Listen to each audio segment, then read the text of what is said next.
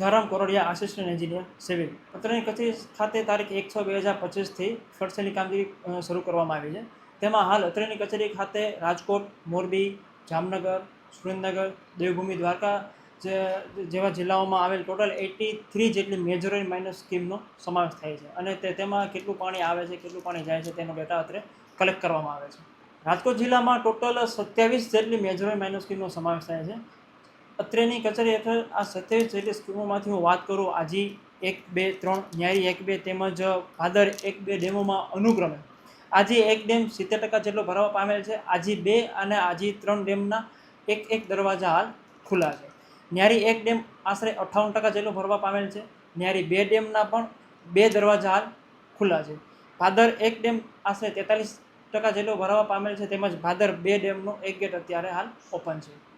પાણીની ઓછી આવકમાં રાજકોટ જિલ્લામાં ગોંડલી અને વાછપરી આ 2 ડેમો એવા છે કે જેમાં ઓછી પાણીની આવક થવા પામેલ છે. ગોંડલી ડેમ ફક્ત 6% અને વાછપરી ફક્ત 20% જેટલો ભરવા પામેલ છે.